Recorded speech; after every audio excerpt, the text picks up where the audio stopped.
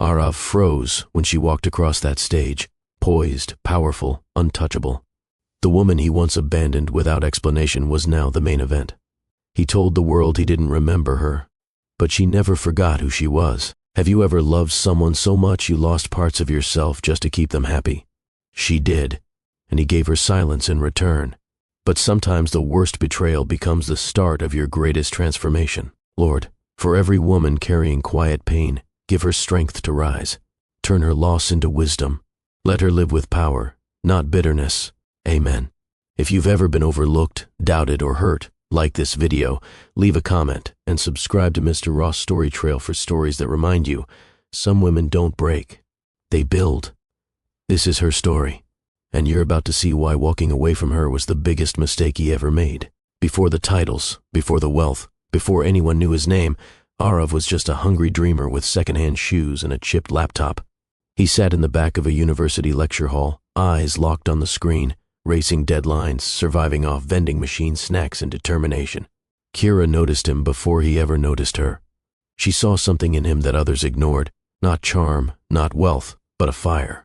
Not the flashy kind, but the kind that quietly consumes everything in its path until it builds something real. She offered him her notes one afternoon. He offered her silence. It wasn't rude, just guarded. But soon, they began to talk. Conversations stretched from class breaks to midnight walks across campus. He spoke of ideas, of freedom, of changing the rules.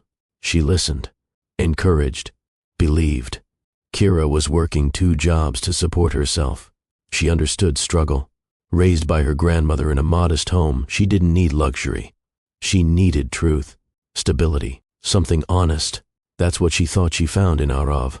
By their 3rd year, they were inseparable. They studied in cafes, shared ramen at midnight, and took long walks just to escape the pressure. They didn't have much, but they had each other. That was enough. He called her his compass. She called him her storm. It felt poetic at the time. After graduation, they moved into a cramped apartment with peeling paint and dreams bigger than the walls. Kira took a job at a local design firm, while Arav started coding in their living room, chasing ideas that would one day become million-dollar ventures. She handled the bills, cooked the meals, encouraged him when nothing was working, stayed up late just to keep him company. She didn't ask for anything back. Arav always said, "When I make it big, everything I have will be ours." It wasn't a promise she asked for, but it kept her going. The first win came with a small crypto app that Arav had built. It was buggy, clunky, but functional. When it got acquired, they celebrated with takeout on the floor, laughing, crying, kissing like time didn't exist. Then came the next win, and the next. He started wearing tailored clothes. Meetings replaced late-night coding. Strangers began to recognize his name. But through all of it, Kira remained steady, quiet, proud. She didn't need the spotlight. She just wanted to be beside him. She believed she was building something with him, not just a company, but a life. They married in a small garden ceremony. No designer gown, no press. Just close friends, laughter, and a vow to build something that couldn't be bought. 7 years passed in a blur of progress and pressure. They bought their first home in Asheville, nestled between trees, private but not cold. She filled it with warmth, candles, and soft music. He filled it with screens, data charts, and business calls.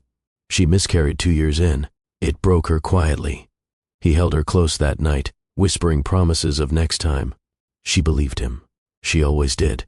Their home was quiet most nights. Not the kind of silence that soothes, but the kind that slowly stretches between people who once shared everything. Still, Kira tried. She'd leave handwritten notes in his briefcase with words like, "I'm proud of you," and "Dinner's your favorite tonight." She'd text him reminders to eat, to rest, to breathe. And every time his schedule changed, she adjusted hers. He was no longer the man with midnight cravings and wild ideas. He had investors to please, interviews to give, deadlines she didn't understand. But she kept showing up, his constant. At night, she'd sit beside him on the couch while he typed away. Sometimes she'd rest her head on his shoulder. He never moved, but she stayed anyway. Every now and then, he'd flash that crooked smile she fell for in college. And that was enough to make her believe he was still in there somewhere. She remembered one evening, just after his third company hit its funding goal, when she cooked his favorite meal. She wore the red wrap dress he once said made her look like fire. He walked in late, phone pressed to his ear, nodded at her without words and disappeared into his office. The candles burned down to nothing. She ate alone. But she didn't complain. She reminded herself of all the years they'd built together. She reminded herself that sometimes success demands sacrifice. She reminded herself that this was temporary. She believed love could weather it. What she didn't realize was that she was the only one trying to protect what they had. Arav began to change, but not in ways she could point to directly. It was in the way he stopped asking her about her day, how he'd canceled dinner without apology, how he'd leave for business trips without a goodbye kiss, how he started wearing cologne she didn't recognize. There were no fights, no explosions, just absence. He became efficient with his affection, like a man with too many meetings and too little heart. Kira thought, maybe he's just tired. So she planned a weekend getaway to the same cabin they used to rent in the early days. Just the two of them, no distractions. He said he couldn't go. Something came up. He promised to reschedule. He never did. She found the reservation printout weeks later, untouched, buried beneath a stack of unopened mail. Even then, she didn't accuse, didn't demand. She didn't want to be that kind of wife. Instead, she made herself smaller, softer, more understanding. But deep down she felt it, the slow erosion, the quiet exit he was staging, one forgotten touch at a time. Still, she clung to the man she married, the one who held her through grief, the one who called her his peace. Surely that man hadn't vanished completely. Surely he'd find his way back. It happened in glances, moments you wouldn't catch unless you were paying attention, which Kira always was. The way Arav would pause before unlocking his phone when she walked into the room. How he suddenly became protective of his laptop, shutting it when she passed by. How he started using words like I instead of we when discussing their future. The distance wasn't just emotional anymore, it was practical. His world had grown beyond her reach. She overheard a call one evening. He was in the kitchen. She was down the hall. I need to be careful. She still thinks we're fine. His voice was calm, like he wasn't talking about a human being, like she was a detail to manage. She never asked who he was talking to. She just folded the laundry and swallowed the knot in her throat. Kira wasn't naive, but she was loyal. She kept showing up. When he had a conference in Miami, she ironed his shirts and packed his favorite snacks. When he came home late, she kept dinner warm. When he forgot their anniversary, she told herself he was just overwhelmed. But the signs were there. She once found a red lipstick on the guest bathroom sink, not hers. He said it belonged to a client's wife who had dropped by for a quick meeting. She wanted to believe him, but something inside her began to go quiet, the part that used to speak up, question, protest. She stopped asking questions because she was afraid of the answers, so she focused on the things she could control: the house, the meals, her routines, the memory of what they once were, until even those felt hollow. Kira would sit on the back porch some nights, watching the trees sway, trying to feel anything. She'd replay their early days, college, the laughter, the shared dreams. She missed those versions of themselves. She missed herself. He came home late one night, well past midnight. No explanation, just the sound of his keys and a tired sigh. She looked at him and asked softly, "Are we okay?" He nodded, didn't meet her eyes, and went upstairs. She didn't follow. That night, she cried into her pillow, careful not to make a sound. She didn't know that in just a few weeks, everything would collapse. That the man she once trusted more than anyone would look her in the face and pretend not to know her. That love, when treated like an accessory, becomes disposable, and she was about to be discarded. If you believe true love should come with loyalty, not conditions, comment loyalty down below. And share this story with someone who deserves better. Kira had just placed 2 plates on the dinner table, roasted vegetables, baked chicken, and a glass of his favorite wine, when her phone buzzed. The number was unfamiliar. She almost ignored it. But something made her answer. "Is this Mrs. Arav Patel?" A voice asked, clipped and distant. "Yes, who is this?" "There's been an accident." Her hands froze. Arav's vehicle was found off Ridgeway Drive. He's alive, but being treated at St. Marion's Medical Center. He's in and out of consciousness. The line went silent for a moment. "You should come, now." She didn't remember how she grabbed her keys, didn't think about locking the door. Her only thought was, get there. The drive was a blur. She barely noticed the skyline, the honking cars, the flashing red lights. Her breath felt trapped between her ribs. She whispered prayers between sobs, begging for him to hold on. When she arrived, a nurse led her to a waiting area. Cold chairs, bright lights, clock ticking too loudly, minutes stretched into hours. Finally, a man in a white coat approached, mid-40s. Calm face, no warmth in his eyes. You're his, he asked, wife. The pause before he responded was almost too long. He's stable, minor physical injuries, but there's memory loss. He doesn't recall the last few years, specifically anything related to his personal life. Kira blinked, confused. He doesn't remember me? He didn't recognize your name when we asked. In cases like this, it's important to minimize stress or emotional triggers. I want to see him. The doctor hesitated. We're advising against that right now. He's my husband. I understand, but we've been instructed. Instructed by who? She snapped, her voice finally rising. His legal counsel is already involved. That's when it hit her. This wasn't just medical. This was calculated. The next day, two sharply dressed men in dark suits approached her outside the hospital entrance. Their expressions were businesslike. No empathy, no kindness. We're here on behalf of Mr. Patel, one of them said, handing her an envelope. Inside, a separation agreement, legal documents, a temporary injunction blocking her access to his medical records, a one-bedroom apartment rental in her name, a modest bank transfer, everything neatly arranged, as if this had all been drafted long before the so-called accident. He's in a delicate state, they explained. It's best if we don't disrupt his recovery. Disrupt? She was his wife. But no one looked at her like that anymore. Not the doctors, not the staff, not even him. She hadn't seen his face since the crash. She wasn't allowed in the room. They erased her, like she'd been a mistake he needed to cover up. Kira returned the next day with every intention of seeing him. She wore the necklace he gave her on their 3rd anniversary, the one with their initials engraved on the back. A symbol, a reminder, something to ground him. She walked through the hospital lobby with quiet urgency, heart pounding in her chest. But when she reached the nurse's station, she was stopped. I'm sorry, you're not approved for access to Mr. Patel's floor. I'm his wife, she said, trying to stay calm. I just want to see him. The nurse gave a tight-lipped smile and motioned toward a man in a dark suit standing nearby. Security. Kira's stomach dropped. The man approached her like she was a problem to solve. Ma'am, you'll need to leave now. No, she whispered. No, you don't understand. He knows me. If I just speak to him. He's under care, and this is a protected area. Please, she begged. The man didn't blink. You're not listed. Not listed. That phrase stayed with her like a bruise. She walked out of that hospital feeling invisible. In the span of a few days, she had gone from wife to stranger, from partner to outsider. She sat in her car, gripping the steering wheel so tightly her knuckles went white. She stared at the hospital doors, hoping he'd come out, hoping something would make sense. Nothing did.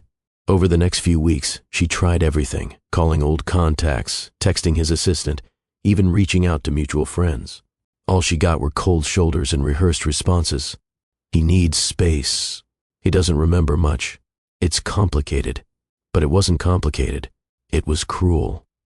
Then came the final blow. One afternoon, scrolling through social media on autopilot, she saw a photo. Arav, standing in front of a luxury event hall, next to a woman she'd never seen before, tall, expensively dressed, smiling for the cameras. His hand rested lightly on her lower back. The caption read, Tech mogul Arav Patel steps back into the spotlight with rumored new flame, fashion personality Sienna Monroe. Kira dropped her phone. She couldn't breathe. She looked at the screen again, hoping she'd read it wrong. But the image was still there. His hand, that smile, her face. They weren't hiding. They weren't even pretending. He had moved on. Publicly. Proudly. And no one asked her how she felt about it. No one cared. What hurt most wasn't just the betrayal. It was the erasure. 7 years together. Every memory. Every sacrifice. Gone without a trace. The world saw him as brilliant, successful, desired. They saw her as no one. She became the ghost of a marriage no one believed existed. Kira didn't remember driving. She only remembered sitting in her car with the engine off, hands trembling on the steering wheel, chest tight like it might split open. The world outside the windshield looked distant, unreal, like she was watching someone else's life fall apart. Her phone buzzed again. Another article, another headline with his name, another photo of him smiling like nothing had ever been broken. She let out a sound that surprised her, half breath, half ache, and pressed her forehead against the steering wheel. Her shoulders shook as everything she'd been holding back finally surfaced. She cried for the years she gave him, for the nights she stayed awake waiting, for the child she lost while he promised forever. Most of all, she cried because she realized something terrifying. He wasn't confused. He was deliberate.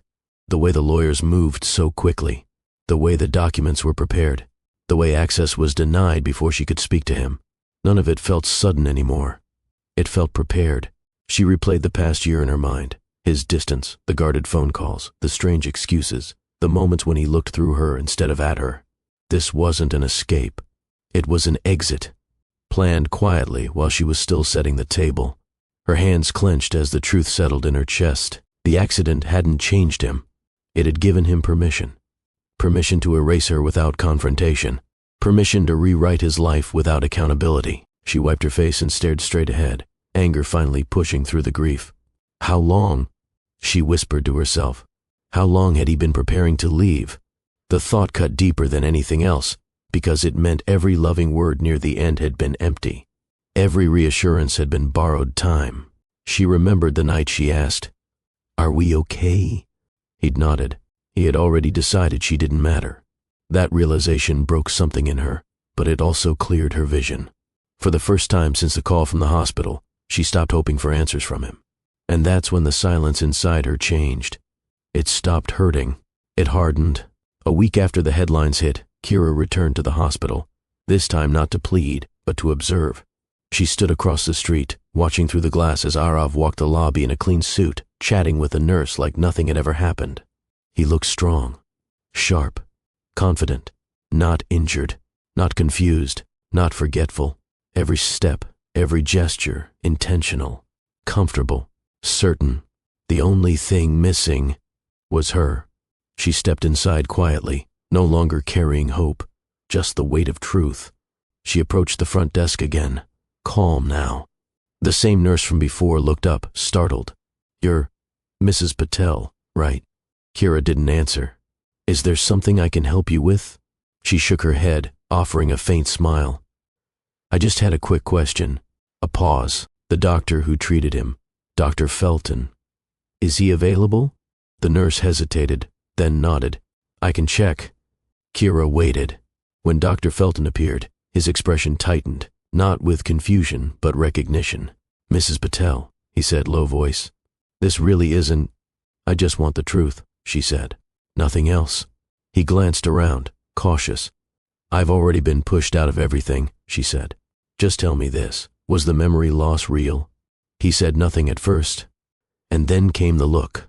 Not denial, not confirmation, just a flicker in his eyes, too brief for a stranger, too telling for a wife. She stepped back, pain pressing against her ribs. "You were part of it," she whispered. "Mrs. Patel." "No need," she said softly. She turned and walked out. There it was, the final piece. She didn't need a signature or confession. That glance had told her more than any statement ever could. Arav hadn't just abandoned her. He had orchestrated it. With intention, with strategy, with help. And now, he was living without guilt. The man she had trusted more than anyone had chosen ease over honesty, comfort over courage, control over love. As she stepped outside, the world felt different. She wasn't confused anymore. She wasn't broken. She was done. And that, in itself, was a beginning. The mansion was no longer hers. The silence in that house had always been heavy, but now it was final. Legal documents sealed what couldn't be undone by love. Kira packed her things alone, 2 suitcases, 1 box of keepsakes, and her mother's worn-out cookbook. The driver waiting outside didn't offer to help. He was just doing a job. She didn't cry. Not then, not even when the car drove away from everything she helped build. It wasn't until she turned the key to a 1-room apartment in Atlanta, the air inside thick with dust and the sound of traffic outside the window, that her body gave in. She sat on the edge of the twin mattress on the floor, surrounded by peeling paint and silence, and sobbed until her chest ached. But life wasn't finished shifting beneath her feet. 3 days later, she took a test. It turned positive almost immediately. Pregnant. She stared at the stick, her hand trembling. Her first thought wasn't fear, it was grief. Grief for the timing, for the loneliness, for the man who should have been there to witness this moment. But then came clarity. She whispered aloud, "You're not alone anymore." The next morning, she taped a note above her tiny bathroom mirror, "Grow with the pain. Don't shrink for it." She decided to name her child Imani, Faith, because that's all she had left. No job, no safety net, no one to call, just a life inside her and a reason to keep going. She took the first job that called her back, waiting tables at a downtown cafe. She took another job at night, washing dishes at a bakery just 2 blocks away. Between shifts, she napped on a sofa someone left by the curb, and she cleaned up with bleach. At night, her feet throbbed and her back ached, but she refused to stop. She kept Imani's first ultrasound tucked inside her worn wallet. Every break, she'd pull it out and look at the small, blurry curve, proof that life could still grow from ruin. She cooked in bulk on Sundays, simple meals from her mother's recipes. And when she could, she'd bake. It reminded her of childhood, of warmth. It reminded her of who she was before all this. On weekends, she started making extra pastries and offering them to coworkers. People loved them. Asked if she sold them. She smiled. Not yet. But a seed had been planted. The woman everyone forgot was still capable of creating something sweet, even in the middle of survival. The lights went off on a Thursday. She had just come home from a double shift. Her back ached, ankles swollen, and all she wanted was to sit and breathe for a moment. But the apartment was dark. She flipped the switch 3 times. Nothing. She checked the fuse box, then the hallway. The neighbors had power. It wasn't a grid issue. It was her. A folded pink notice was taped to her door. Final warning. She sat down on the floor, exhausted, and leaned against the wall. The silence around her felt colder than usual. The fridge wasn't humming. The heater had stopped. She lit one of the dollar store candles she kept for emergencies and whispered, "We'll be okay." It was the only promise she had left to offer her unborn child.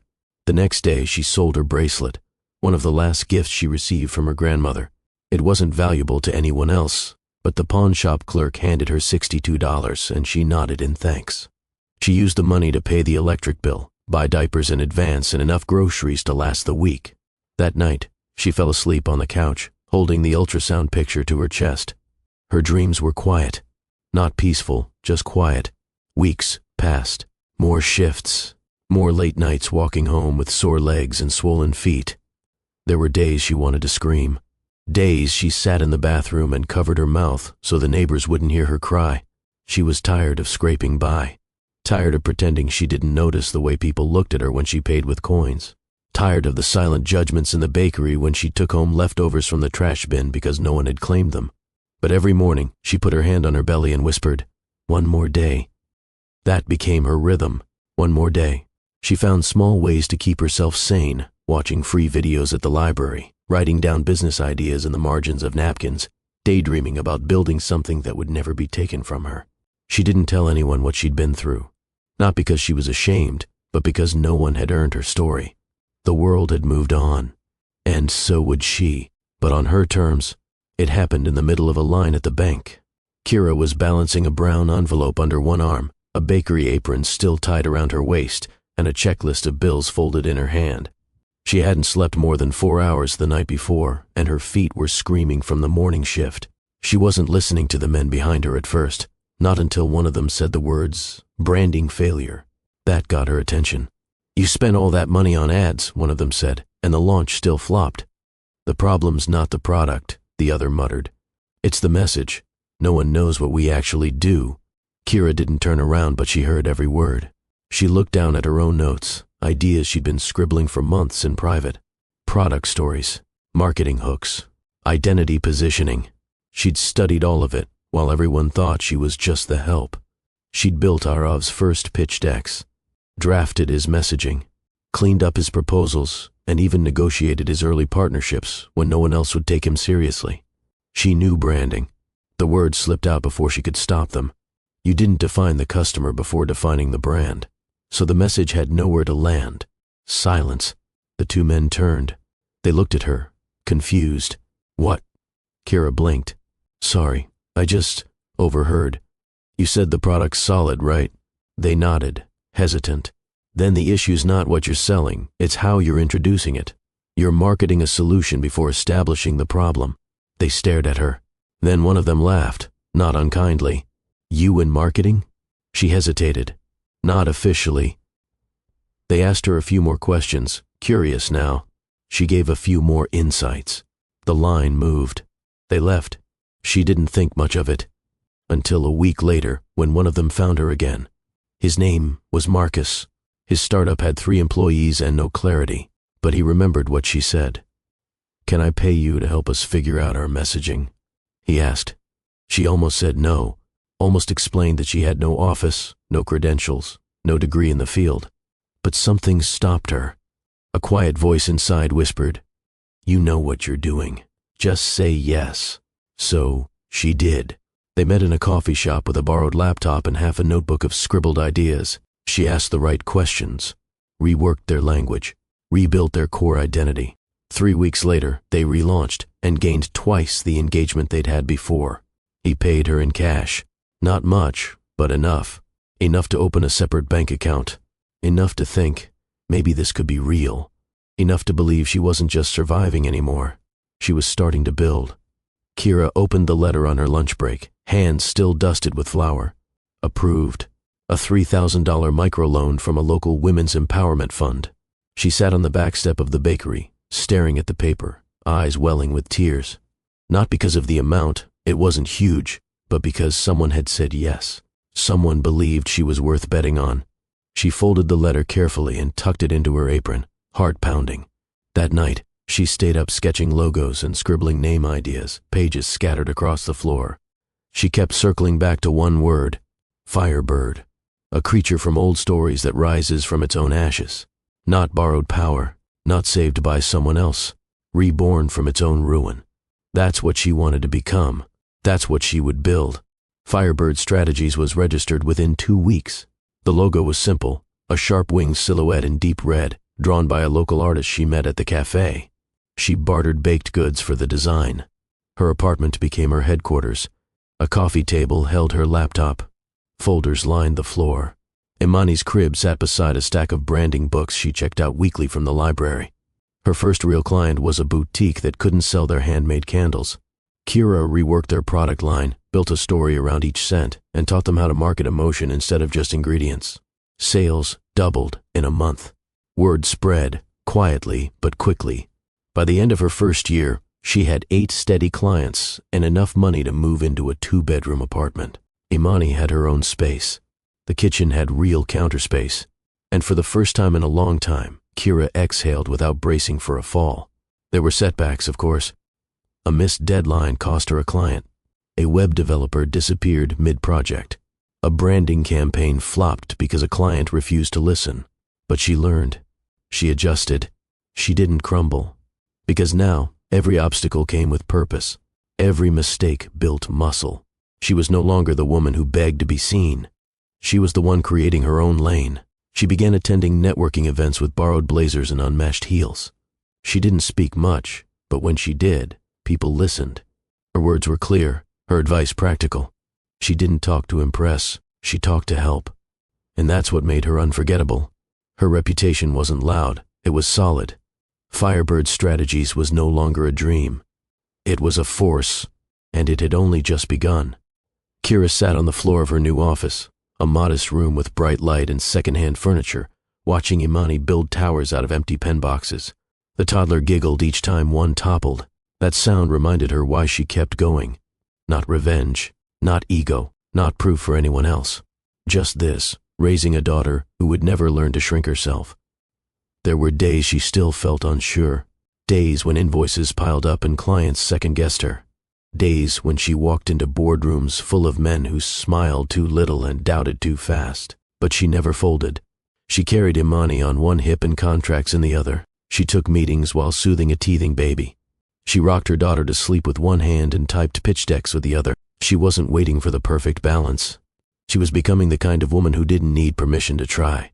Every stumble taught her how to pivot. Every no made room for the next yes. She didn't chase approval anymore. She built something that would last longer than applause. Clients began recommending her without being asked. A small podcast reached out for an interview, then a business blog, then a local radio station. Her story was making its way through circles she never tried to enter. She just kept doing the work. Each time someone said, "You're inspiring," she'd smile, but inside she knew the truth. It wasn't inspiration. It was discipline.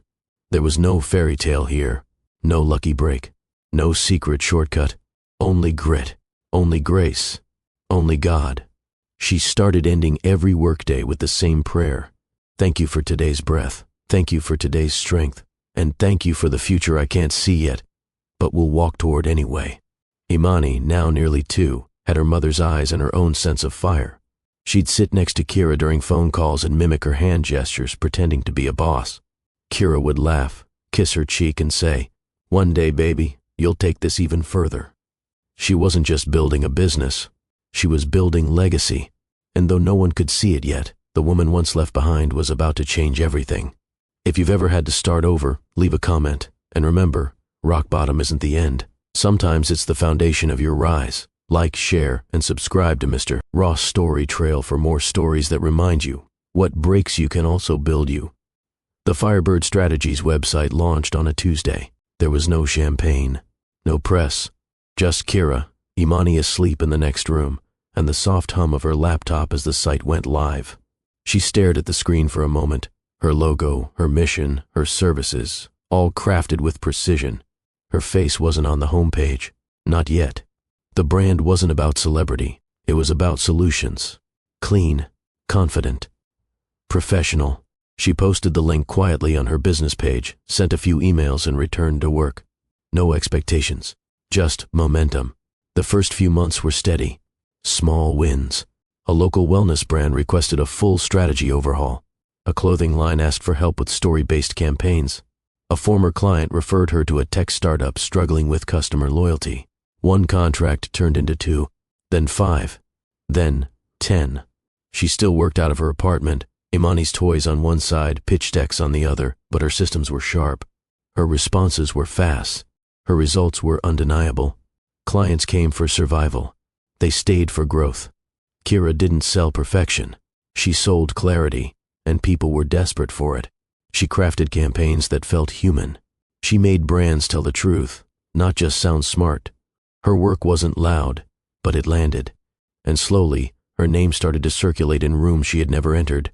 One morning, she received an email from a local business conference. They wanted her to speak. Not about her past, not about pain, but about her methods. The subject line read, "Your approach is cutting through the noise. Teach us how." She stared at the email for a long time.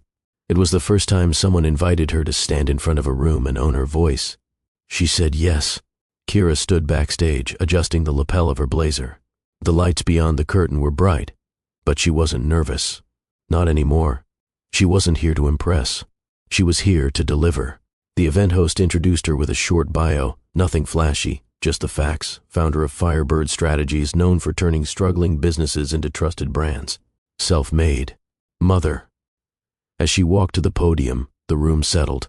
She spoke without slides, without jargon, without the Polish most people use to mask shallow advice. "I'm not here to sell you the idea of success," she began. "I'm here to remind you that clarity creates trust, and trust builds everything else." Her voice didn't rise or force attention, but every sentence landed. She shared simple truths from years of late nights, real clients, hard lessons. About how branding isn't a logo, it's the promise you keep. About how every business is a relationship, and people can always tell when you're faking it. Heads nodded. Pens moved. Someone in the back stood just to record. It wasn't about applause. It was about impact. After the talk, she stayed for questions. One young woman asked how to grow a business with no investors and no followers. Kira didn't hesitate. You don't start with scale, you start with service. Make one person feel seen, then repeat that 100 times. That clip went viral within days. It was reposted by business pages, motivational channels, and women's networks. Her inbox filled with invitations, more interviews, more panels, brand partnerships. She didn't chase any of it. She just kept showing up. Her days became fuller. Meetings in the morning, branding audits in the afternoon, bedtime stories with Imani every night. Through it all, her daughter watched. Imani would sit quietly during calls, coloring beside her. She never interrupted. She was observant, thoughtful, sharp.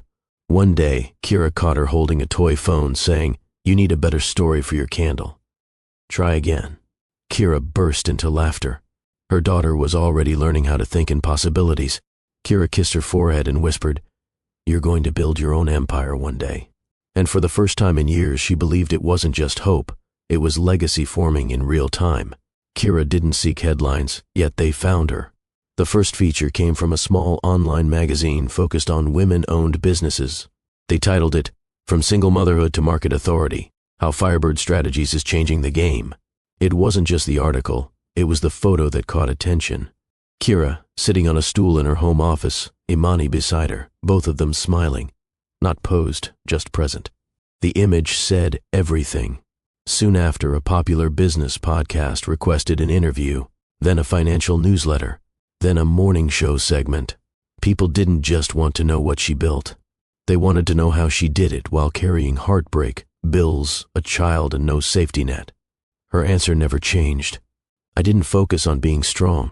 I focused on being steady. Every day, one decision at a time." Each feature added more weight to her reputation, but she never allowed it to define her. Clients tripled. She hired 2 assistants, a junior strategist, and a part-time copywriter. Firebird Strategies moved into a shared office downtown. Not extravagant, just efficient. Sunlight poured through the windows. Whiteboards filled with notes. Imani's crayon drawings hung in the corner, framed like the art they were. She kept things simple. Every decision was filtered through a single question: does this make room for growth or noise? That's why her brand cut through where others collapsed. She didn't try to be everything. She focused on doing one thing well, helping others find their voice and use it wisely. As her presence expanded, so did the whispers in places she no longer looked. Back in Arav's world, Arav sat alone in a meeting room that used to be full. 4 empty chairs surrounded him. His assistant had quit last week. The investor he was waiting on stopped returning calls. A competitor had just launched a product twice as smart and half the cost. He stared at the documents on the table. Charts, reports, loss statements. They blurred together. He hadn't spoken to the press in months. His last company launch flopped hard, despite the massive budget. Every pitch he gave seemed to land flatter than the last. He still dressed the part, still held on to the persona, but the energy around him had changed. No more eager handshakes, no more confident smiles. And then came the news. Sienna was leaving. He found the note folded neatly beside his espresso machine. "This wasn't what I signed up for. You're not who you used to be." She was already gone. His phone lit up with one more headline: "The billionaire who got beat by a mom." He clicked the article with trembling hands. Kira's photo was right there, standing at a podium, arms crossed, head high. Imani beside her, smiling with that familiar fire in her eyes. The piece wasn't cruel.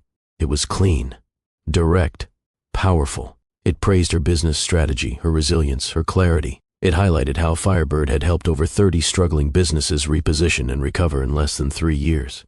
It quoted her values, her faith, her focus. Arav stared at the screen for a long time. This wasn't karma.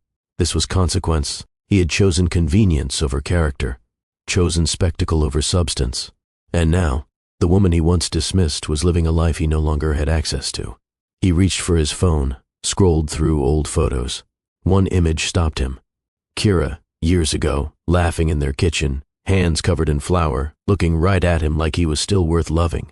He tried to remember the last time he saw that look. He couldn't.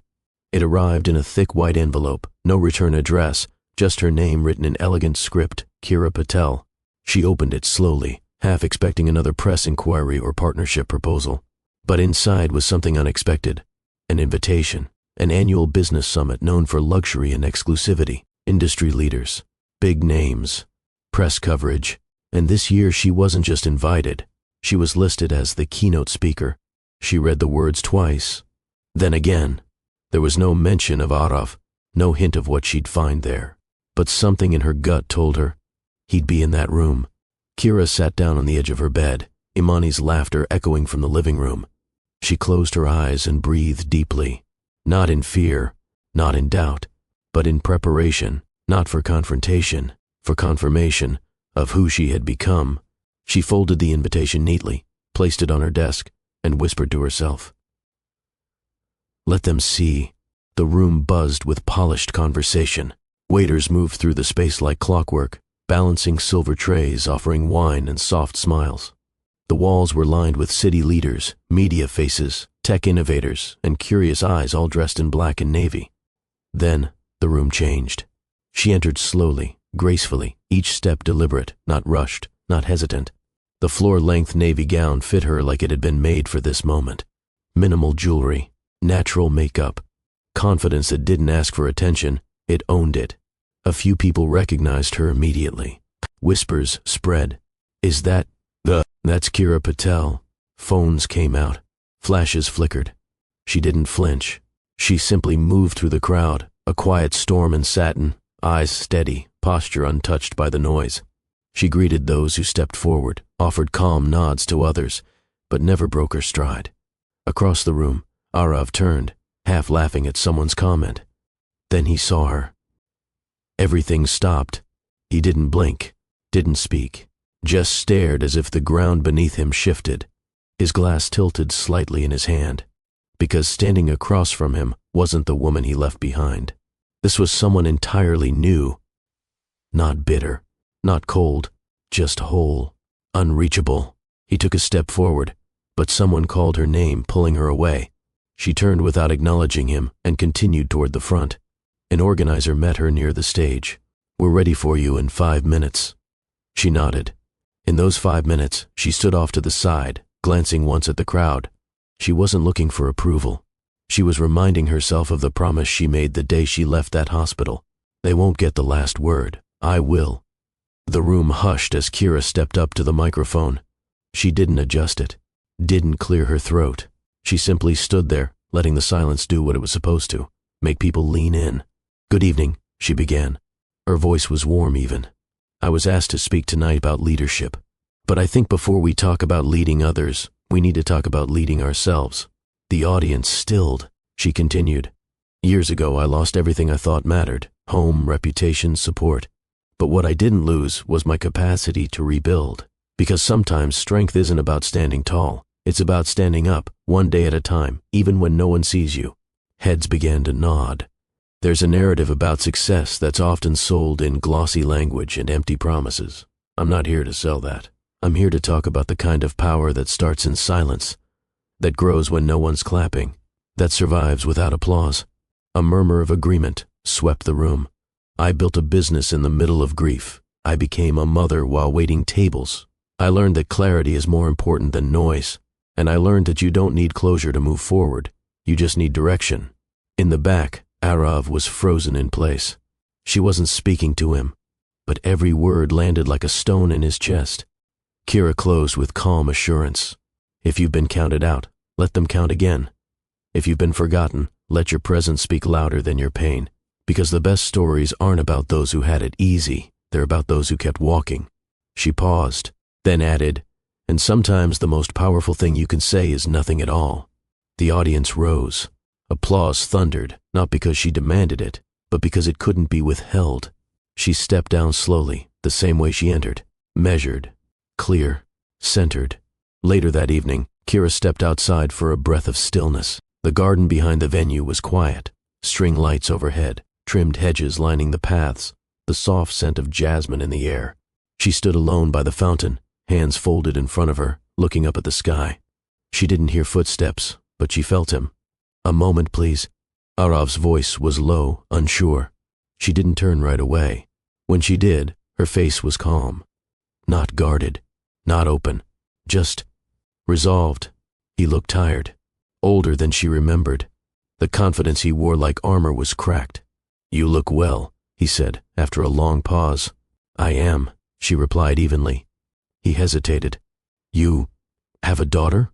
She nodded once, glancing toward the far end of the garden where a babysitter walked with Imani, who was still wide awake, pointing at flowers and humming to herself. "What's her name?" he asked. Kira's voice was soft, but unwavering. "Imani." Something flickered in his eyes. "Is she—" "She's mine," Kira said, cutting him off gently. "That's all that matters." Silence settled between them. He stepped closer. "Why didn't you tell me?" She turned to face him fully. "You told the world I didn't exist," she said. "So I returned the favor." He flinched. Kira continued. "You didn't lose your memory. You used a lie to erase a marriage, to make space for something else. I saw it. I felt it. I lived it. I thought I was doing what was best." "No," she said, holding up a hand. "You were doing what was easiest." The truth hung in the air like a verdict. He searched her face for something, anger, softness, even regret. But she wasn't here for healing. She was here for closure. "You hurt me in a way that doesn't leave bruises. It leaves silence. You created that silence, and I filled it with something better." Arav's eyes drifted back to Imani. "She looks like you," he whispered. "She has my strength," Kira replied. "And none of your confusion." That one landed. He nodded slowly, then took a step back. "I just wanted to say I'm sorry," he muttered. She didn't respond. Because she didn't need to. Arav stood quietly, as if waiting for something more. A word. A gesture. Some trace of the woman he used to know. But Kira had already given him everything once. She wasn't giving again. After a pause, she spoke one last time, gently but clearly. "You made your choices," she said. "So did I." It wasn't said with spite. It was simply the truth. There would be no second act. No dramatic reunion. No space left for revision. He had closed the door. She had built a new house. And inside that house was a child, a business, and a woman who had found herself again, without permission, without apology. She gave him a final nod and turned to leave. Imani saw her coming and ran ahead, arms wide. Kira scooped her up with a smile that belonged entirely to the life she now lived. Arav watched them disappear into the venue. The applause from earlier echoed faintly from the ballroom, but it wasn't for him. It never would be again. Would you have forgiven him? Tell me in the comments. And if you think Kira made the right call, send this video to someone who needs to hear this. Like and subscribe to Mr. Ross Story Trail for more stories that remind us peace is the best kind of closure. The mornings were different now. Kira opened the tall glass doors to her penthouse balcony, letting the soft breeze move through the room. Imani sat at the small table nearby, drawing in her sketchbook, legs swinging as she hummed quietly. The city stretched out below them, full of noise, ambition, and lives moving fast. But up here, everything slowed down. Peace had a sound. And it wasn't silence. It was certainty. The kitchen held warmth, not tension. The walls held laughter. The living room bore signs of real life. Imani's books, fresh flowers, half-finished ideas taped to the wall. There was no show to keep up anymore. Kira poured tea and sat with her daughter, watching the sky shift from pale gold to light blue. Imani showed her a drawing. 2 tall birds, one larger, one small, standing together above the words, "Me and Mommy." Kira smiled. This life wasn't perfect. It was earned. And every detail, every morning like this, felt like confirmation. The doorbell rang just as Kira was brushing flour from her hands. She opened it to find Ezra, standing there with a paper bag in one hand and calm in his expression. Tall, quiet, steady. He wasn't flashy, didn't try too hard, and never filled silence with unnecessary words. "Brought the lemon bread you liked," he said, still warm. She stepped aside to let him in. Imani peeked from the hallway and smiled. "Hi, Mr. Ezra." "Hey, boss lady," he replied, kneeling to give her a high five. He didn't force his presence into their space. He flowed with it. He listened when Kira spoke. He didn't try to fix her. He simply saw her as she was now. They met at an architectural panel where Kira was consulting for a community development project. He had introduced himself with quiet humor and clear purpose. Their connection wasn't instant. It was gradual, safe, real. Over time, he started showing up, not with pressure, but with presence. A book she mentioned once would appear on her table. A quote she loved would find its way into a note he left. He never asked for more than she was ready to give. One evening, after dinner, Imani curled up beside him on the couch with a book. Kira watched from the kitchen, heart full, not with longing, but with peace. She didn't need a new love to prove she was healed, but she welcomed one that didn't demand she shrink herself. Ezra never asked about the past unless she wanted to share. He didn't study her scars. He respected her strength, and in that quiet understanding, something new began. Later that evening, after the kitchen had been cleaned and Imani was asleep in her room, Kira stood alone on the balcony. The city lights shimmered below her. She wrapped her arms around herself, not because she was cold, but because she could. The wind whispered gently, and the stars overhead didn't feel so far anymore. You don't need to destroy someone to rise. You just need to rebuild yourself so powerfully they can't touch the sky you live in. Her gaze drifted toward the horizon. It's not about revenge or being seen. It's about becoming someone you recognize, someone your child looks up to, someone your future can depend on. Inside, Ezra gently closed a book and turned off a lamp. Pain didn't get the final word. I did. Through grace, through grit, through choosing peace. Kira looked back one more time at the life she built, not the one she lost, but the one she chose. Then she whispered, "Thank you," and walked back inside. If Kira's journey moved you, give this video a like, subscribe for more soul-stirring stories, and comment "Rise" if you believe in second chances. Because sometimes, your best chapter begins after someone else tries to close the book.